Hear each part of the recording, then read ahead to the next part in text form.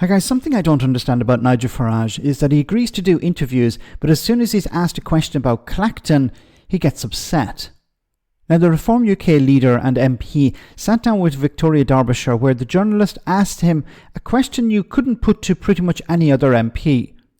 Do you see yourself representing the UK or America?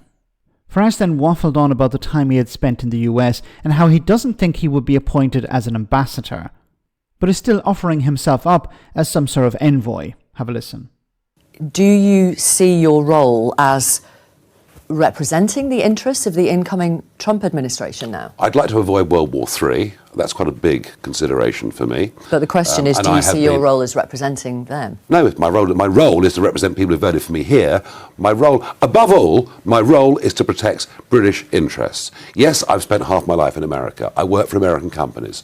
You know, I've lived many, many months, if not years of my life in America. All that is true. But no, my first responsibility and the commitment of my heart is, of course, to our country. And I know without a good military relationship with America, we are in very big trouble. I've got to ask you, how much is this you wanting desperately to be the UK ambassador in Washington? Well, it's not going to happen, is it? You know, I mean, but how much is this about? No. I am not going to be the ambassador. Even though Trump would love it, it isn't going to happen. That's the gift of the incoming Labour government. I just hope they think outside the box and choose somebody that can actually get into that Oval Office and have a straight conversation with Trump and those around him. What I want to do, and I have actually, been in touch with the Labour government, and I've said totally sincerely that if I can be useful, given not just that Trump's a friend, but half the incoming cabinet are friends that I've known for many, many years, if I can be a bridge in any way at all to do things that act in my national interest, even though I don't support anything the Labour government stand for, I would do that. Does it feel like you're already doing the UK AMBO job? Well, if I can, I'm trying to be helpful. Oh my goodness, does anyone actually believe this guy? So a few things to respond to here. First of all, you notice that when he was asked, is this about you? Is this about you being the ambassador? His response was not, no, it's not about me. He said, well, I won't be ambassador. That's not going to happen. He dodged the question, of course. It is about him. It's always about Nigel Farage. He's trying to boost his profile. And I find it ironic when he says, I would do it in the national interest. The national interest? You sold people a lie. You told people that if they voted to leave the European Union, things would get better. He hasn't come back and apologized. No, he's shifted the blame on to the Conservatives. Well, if I was in charge, we would have had a wonderful Brexit, but we didn't seize the opportunities. The Tories just made an absolute arse out of it. So it's always blaming somebody else. And exactly the same thing would happen if he was some sort of ambassador to the US. He would be convincing or trying to convince the Labour government, we need to sell off the NHS, we need to give it away to the Americans because we need to have a good trade deal with them. So the NHS is on the table. Trump wants that and we need to give it to him. He would have, of course, side with Trump. He's never sided with the UK. He's always sided with the opposition, the opponent.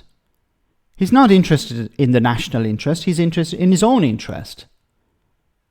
So it would be a very bad idea to appoint him as some sort of ambassador. He keeps saying, he's offered himself up. The Labour government need to think outside the box. Oh, look, I have friends in the US. Yes, you have friends in the US. Whose interest would you be serving? Would you be serving the interest of the British people, or would you be serving the interest of your friends in the US? So this guy is a charlatan. He's sold people a pop in the past, and now he wants to offer himself up as an ambassador. Nigel, you already have a job. You're the MP for Clacton. Maybe it's boring. Maybe you don't want to do these surgeries. Maybe you prefer to have a higher profile. You find it all a bit a waste of your time sitting in Parliament asking questions that, you're trying to, on every occasion, you're trying to push questions about, international security and World War III and all of these things, when you're actually there to represent the people of Clacton. You're supposed to be asking about, the hospital. Is there going to be an upgrade for the hospital, or what's going to happen with some industry investment in the area? That's what you're supposed to be asking about. But instead you're trying to, once again, pretend to be an international statesman when you're not that at all. I have a feeling that Trump has abandoned Nigel Farage. We noticed that after the election win, Trump wouldn't even meet with Farage. He had him in the audience, but he wouldn't share the camera with him. He wouldn't invite him up and speak. So it's probably a case of Trump has moved on, but Nigel hasn't. Let me know in the comment section, guys, what you think. As always, your comments are greatly appreciated. Thanks a lot.